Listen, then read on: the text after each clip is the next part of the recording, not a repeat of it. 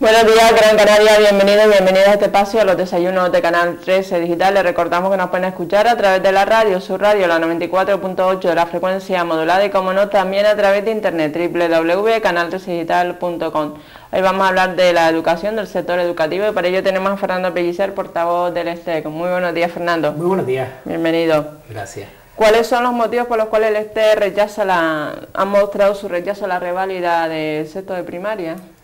Bueno, la reválida de sexto de primaria, como el resto de reválidas implantadas con la LOMCE, pues precisamente se derivan de esa ley orgánica impuesta por el Partido Popular hace ya algún tiempo en contra de la voluntad del conjunto de la comunidad educativa. Nosotros entendemos que la educación no puede ser concebida como una carrera de obstáculos para el alumnado, y desde luego mucho menos concebimos que desde edades tan tempranas se pueda someter a a un estrés de ese tipo al alumnado, a un alumnado tan joven. Además, es inconcebible que con la implantación de la reválida pues prácticamente se vaya a determinar desde que los chicos y chicas tienen 11 años, pues cuál va a ser su futuro educativo. Entendemos que es un filtro, que es una segregación, que atenta contra la equidad que debe mantener y la igualdad de oportunidades por la que debe optar y debe potenciar el sistema público educativo, y desde luego nos parece en definitiva un verdadero disparate que solo tiende a generar clasificaciones y ranking entre los centros sin valorar para nada las circunstancias socioeconómicas, socioculturales que inciden en el entorno de un centro educativo.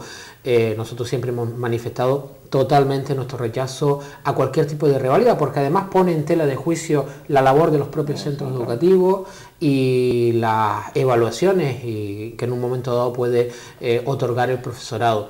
Y específicamente estamos muy en contra, tanto respecto a esta reválida de sexto de primaria, que como digo se pretende que con 11 años los alumnos ya quede configurado su futuro, y eso es un verdadero disparate, que se segreguen a los mismos desde tan temprana edad, al igual que también nos rechazamos frontalmente todas las reválidas, pero también especialmente el examen tipo reválida que se le realiza también, o que se pretende realizar a los alumnos en tercero de primaria. Ya es que nos parece un disparate mayúsculo. Por lo tanto, nuestra posición frontal a ese tipo de reválidas, a ese tipo de ranking, en el marco de nuestra oposición y rechazo a la LOMCE en términos generales. ¿Cuáles son las intenciones de la Consejería de Educación para las oposiciones, Fernando? Para las oposiciones, bueno, vamos a ver, realmente aún no lo sabemos. Sí. Esta Consejería de Educación, yo creo que quizás bien por desconocimiento o incapacidad, o bien porque también estamos en periodo preelectoral o electoral ya prácticamente, aunque no estemos en campaña, pues está manteniendo un perfil bajo en cuanto a sus actuaciones, en cierto sentido al menos, y no ha desvelado cuáles son sus intenciones respecto a las oposiciones que afectan a miles y miles de compañeros, tanto interinos y sustitutos como docentes libres que quieren aspirar a una plaza de docente en el sistema público educativo. Mañana precisamente tenemos, por fin, después de exigir e insistir muchísimo tanto el STEC como otras organizaciones sindicales, que se negocie cuanto antes esta cuestión. Mañana precisamente tenemos una primera toma de contacto, una primera reunión de negociación técnica, de carácter técnico, con la Consejería, donde esperamos que la Consejería cuanto menos ponga sobre la mesa cuál es su propuesta de convocatoria de oposiciones para el 2016, de reparto de plazas por cuerpos y especialidades, etcétera, etcétera. Lo que no es permisible es que ocurra lo que ocurrió el curso pasado, que es que prácticamente hasta 3 meses antes de la celebración de las oposiciones no se sabía nada, no se sabía qué plazas se iban a convocar, qué especialidades se iban a convocar y a qué cuerpos iba a afectar. Fue un absoluto desbarajuste y hubo infinidad de quejas por parte de los aspirantes. Estamos hablando de unas oposiciones docentes, no es cualquier cosa, requiere tiempo, requiere mucho esfuerzo. Y evidentemente una persona no puede estar estudiando meses y meses a ciegas sin tan siquiera saber si cuando llegue el momento su especialidad va a ser convocada o si va a haber sido, por lo menos para este año, un esfuerzo baldío. Por lo tanto, hemos insistido muchísimo a la Consejería en que cuanto antes abra las negociaciones, por fin mañana así lo va a hacer, igual que le hemos insistido muchísimo que al margen de las oposiciones, por fin y de una vez por todas, abra las listas de empleo, hay un montón de listas de empleo en Canarias, prácticamente, me refiero de diferentes especialidades docentes, tanto de infantil como primaria, secundaria, bachillerato, formación profesional, otro tipo de enseñanza, escuelas de idiomas, etcétera, etcétera, listas de empleo que están agotadas. Y eso genera el que la consejería, digamos, utilice mecanismos, si no opacos, por lo menos poco digamos, poco fiscalizables en cierto sentido, o sea que no podemos realmente controlarlos de forma adecuada, saltándose derechos en las listas de empleo, a través de nombramientos excepcionales que se llaman vía web, una serie de mecanismos que la consejería tiene, o directamente otorgando a los directores, cosa que nosotros rechazamos plenamente, la potestad de contratar directamente al profesorado. Eso ya es una visión empresarial que nosotros rechazamos absolutamente. Con un director más que de otorgarle esa potestad es, digamos, trasladarle la papa caliente, porque yo creo que los directores en términos generales no están muy conformes. ¿Y el director es el que contrata? En determinadas ocasiones, cuando la consejería es incapaz, digamos, de encontrar el perfil de docente necesario porque las listas de empleo están agotadas, pues directamente le traspasa la papeleta al director o directora de turno, y con la, digamos, la instrucción de que directamente contrate a quien considere oportuno y que reúna un determinado perfil. Obviamente yo creo que eso los directores, primero que eso es, eso es catastrófico, porque los directores de los centros educativos tienen que ser fundamentalmente directores pedagógicos y no se pueden convertir en empresarios que contratan y despiden personal, y porque atenta contra todos los derechos de las listas de interinos, etcétera, etcétera, aparte que da lugar a, bueno, toda una serie de circunstancias poco controlables que no son de nuestro agrado. Por lo tanto, nosotros mantenemos esa exigencia, aparte de que se negocie lo de las oposiciones cuanto antes, buscando un sistema, digamos, un equilibrio entre la estabilidad del profesorado interino y la posibilidad de acceso a la función pública y a las listas de empleo de los compañeros y compañeras docentes libres que están fuera de las listas de empleo. Aparte de eso, la exigencia inequívoca de que cuanto antes se abran la mayor cantidad de listas de empleo posible para que haya personal en disposición de cubrir en un tiempo razonable las sustituciones que se puedan generar por cualquier causa en una plantilla de 22.000 docentes, que lógicamente pueden darse circunstancias, se dan de toda tipología. ¿Y cuál es el personal que es interino, sustituto de ese personal docente? Ahora mismo estamos ya me parece que precisamente había una estadística ahora mismo, pero estamos ya, la plantilla docente supera, perdonen que no tengo las cifras en la cabeza ahora mismo exacta, pero supera de largo el 20% de tasa de interinidad. Eso es una barbaridad. Es decir, se ha incrementado, obviamente con los recortes a nivel estatal que imposibilitaban la convocatoria de oposiciones y la estabilización del empleo, porque nosotros evidentemente entendemos que es importante que se convoquen, que haya ofertas de empleo público que permitan convertir empleo precario en empleo estable, que los compañeros tengan posibilidad de acceder a la función pública. Otra cosa es que para ello también hay que derogar el actual sistema de listas. Lo que no puede ser es que un interino que lleva 15 o 20 años trabajando de una forma profesional, que lo ha dado todo, que ha estado en los peores destinos, por una legislación absolutamente equivocada, que precisamente Coalición Canaria ahora parece que quiere modificar, porque digamos que esta misma organización política que generó la desregulación de la estabilidad laboral del personal interino ahora pretende derogar en el Parlamento, han presentado una proposición no de ley, pues precisamente esa normativa de constitución y regulación de las listas de empleo. Hay que garantizar la estabilidad en la mayor medida posible del personal interino docente, porque esa experiencia no se puede tirar por la borda, y al mismo tiempo hay que... ¿Esa experiencia no puntúa en las oposiciones, Fernando? Puntúa, efectivamente puntúa, pero no de la forma que nosotros entendemos debiera de puntuar. Y sobre todo hay que garantizar también oportunidades para el personal, digamos, que intenta acceder a una plaza sin estar en la lista de empleo, sin haber tenido experiencia en el ámbito docente, ¿no? Esa es un poco la papeleta. Es bastante complejo intentar, cuadrar o satisfacer todos los intereses encontrados que muchas veces existen entre los colectivos de trabajadores, pero esa es la intención, desde luego, del STEP. Veremos cuál es la intención de la Consejería de Educación. ¿Cuál ha sido el incremento de la inversión educativa?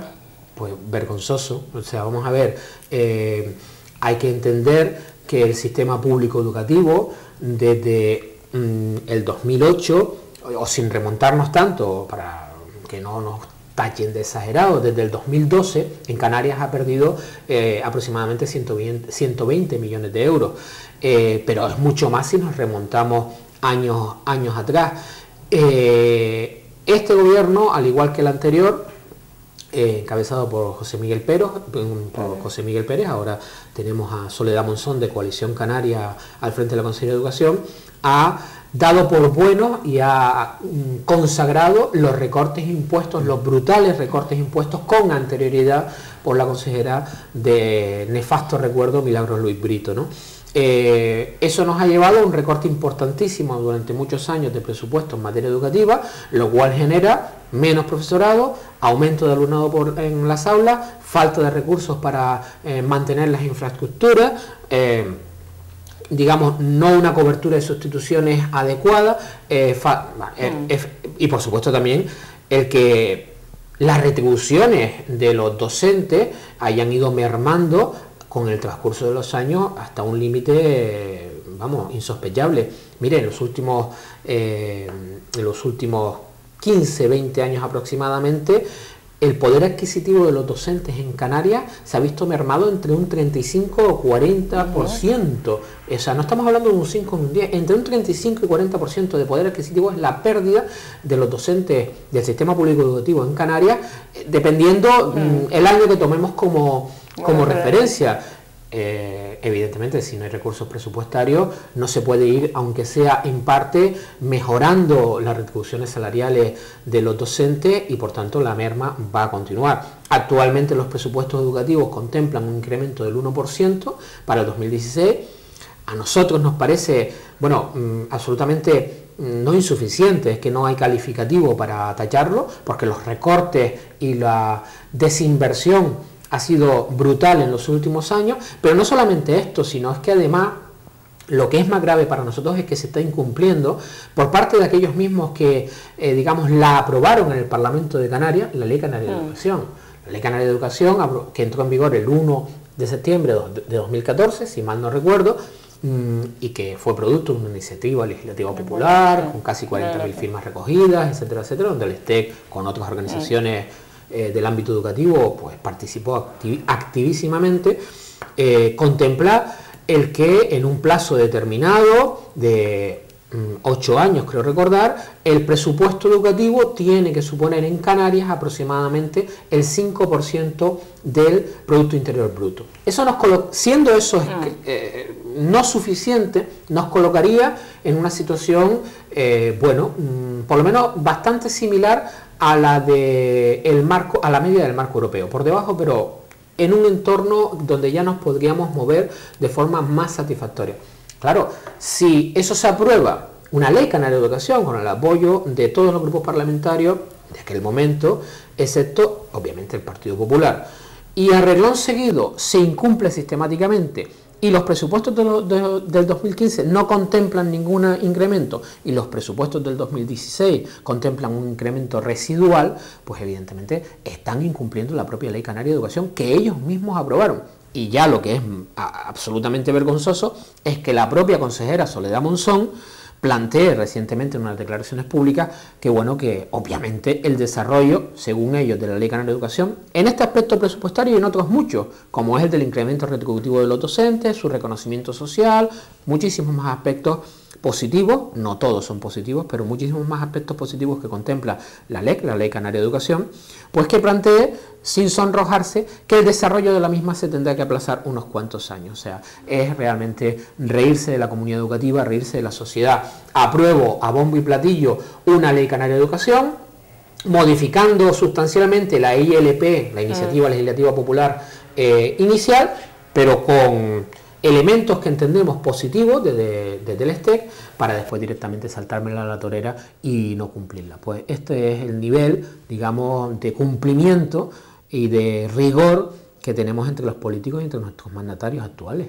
¿Cuál es el protocolo, Fernando, de agresiones ante el profesorado? Porque recuerdo que antes en los colegios e institutos, pues agresiones, ¿no? Se respetaba lo que era la autoridad del docente, ¿no? Sí. Del maestro, del profesor de instituto. Existen toda una serie de protocolos al respecto que evidentemente cuando se producen circunstancias desgraciadas del tipo que sea, que atenten contra la convivencia escolar, pues hay que poner en marcha y en términos generales se ponen en marcha.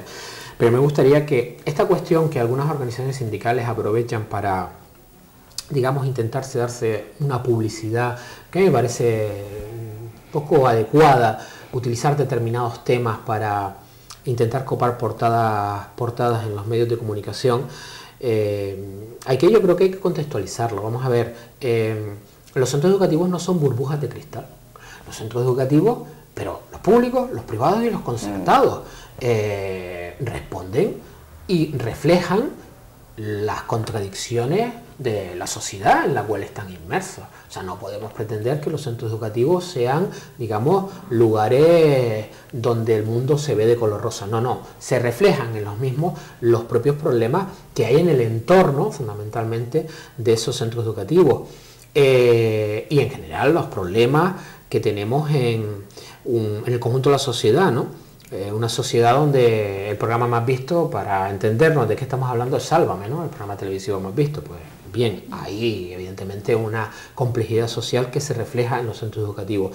Eso hace que haga falta recursos en los centros educativos que en muchas ocasiones no se tienen, porque hace falta una atención, en muchos casos casi individualizada, para determinado alumnado que bien presenta dificultades de aprendizaje o bien presenta actitudes disruptivas o cualquier tipo de circunstancia. Claro, si partimos de la base que los centros educativos carecen de los recursos necesarios para atender adecuadamente este tipo de situaciones, pues todavía es más lógico que se produzcan situaciones no deseadas.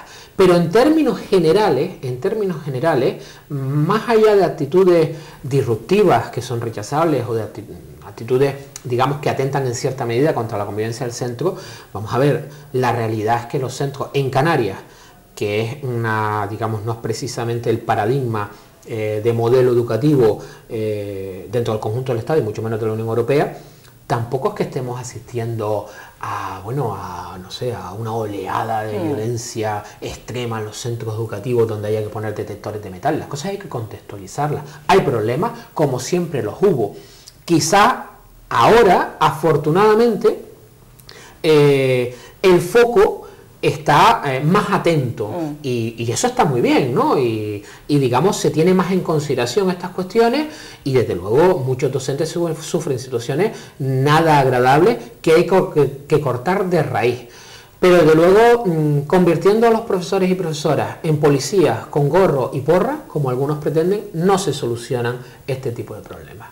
Se podrán reprimir, pero no se soluciona la raíz del problema. La raíz de este tipo de problemas está en circunstancias sociales desfavorables y por tanto hay que atender y hay que ir a la raíz que genera en todo caso este tipo de situaciones disruptivas o de atentados contra la convivencia en los centros educativos. En definitiva, no hay que ser, digamos, contemplativos ante determinadas actitudes, los protocolos tienen que funcionar y hay que, digamos, actuar con rapidez y contundencia respecto a toda actitud, bien del alumnado, bien de la familia, bien de quien sea, que atenten contra la convivencia en un centro. Ahí no hay, digamos, hay que tener ningún tipo de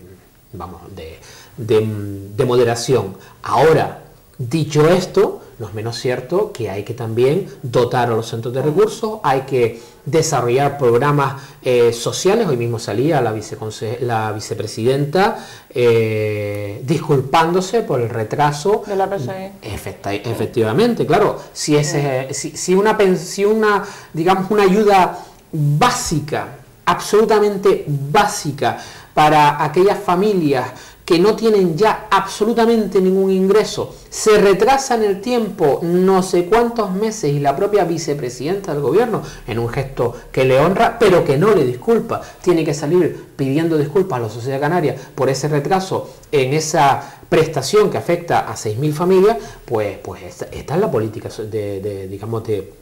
social que tenemos en Canarias, ¿no? Hay que ir a la raíz de los problemas y nunca olvidar que los centros educativos no son, digamos, entes ajenos a las contradicciones que subyacen en el entorno social en el cual se insertan. Si entendemos estas claves, yo creo que podemos, desde una perspectiva más global, atender a los problemas que existen y que no hay que ocultar, faltaría más, de convivencia en los centros educativos.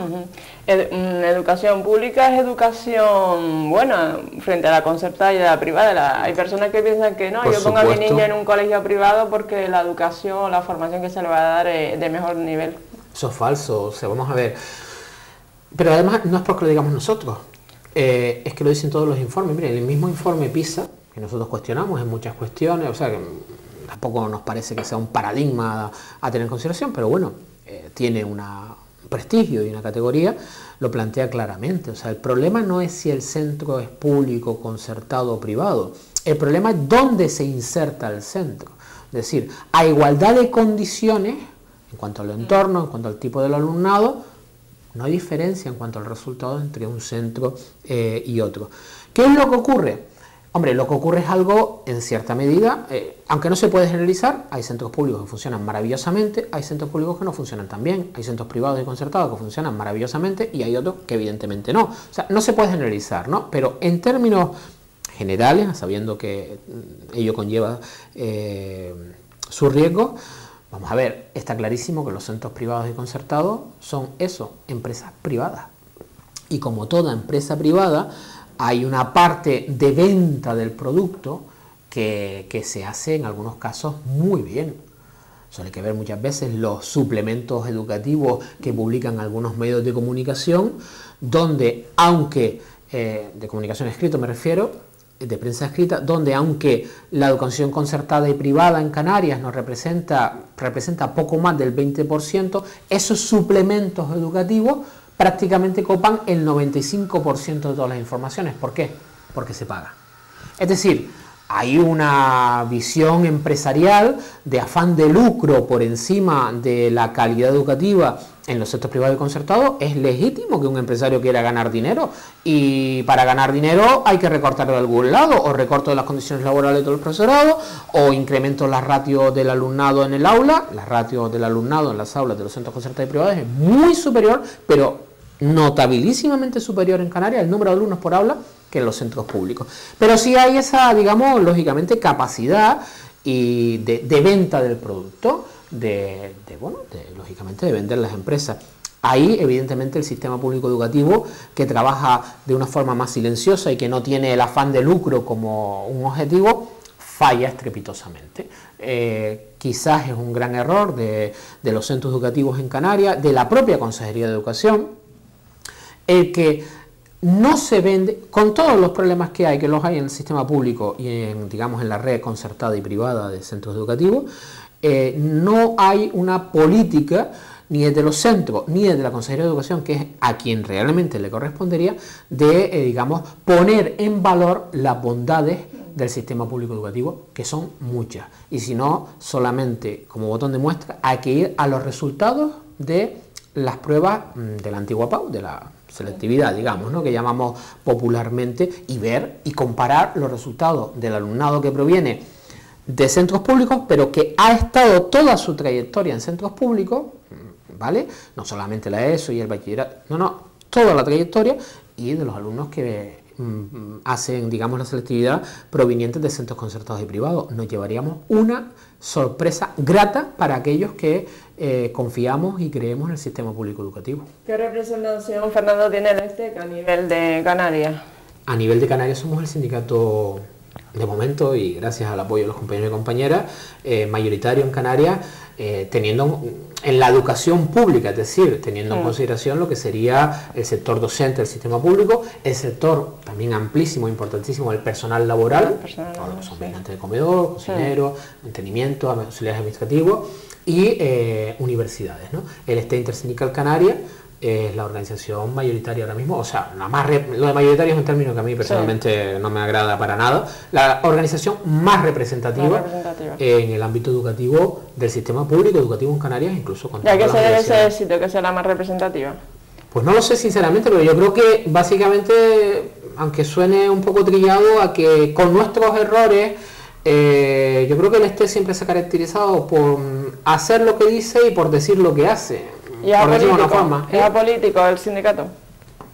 Es apartidista, que es diferente. O Sí, el STE tiene una ideología, o sea, los compañeros y compañeras del STE saben que no, o sea, aquellas personas que se afilian al STE y que colaboran en el sindicato, saben perfectamente que no están en una organización sindical amarilla. No reciben ninguna subvención de ninguna subvención, está en una organización clarísimamente de izquierda, con un claro tinte nacionalista y que apuesta por los servicios públicos. No están en una gestoría, a veces algunos compañeros se quejan, no, es que estos sindicatos gestionan mejor. Y digo, mira, yo no sé si gestionan mejor, pero esto no es una gestoría.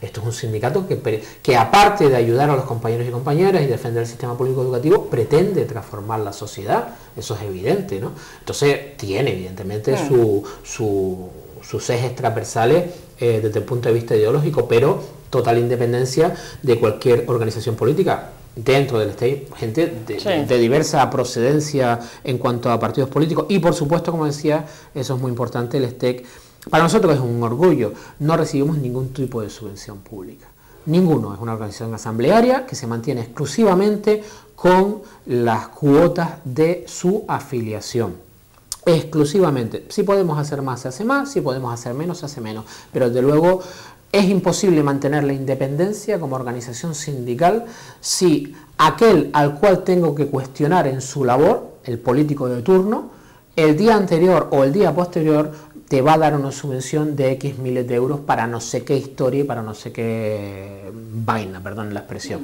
Así es imposible mantener la independencia. El STE siempre se ha caracterizado por su independencia y autogestión financiera y no recibe ningún tipo de subvención.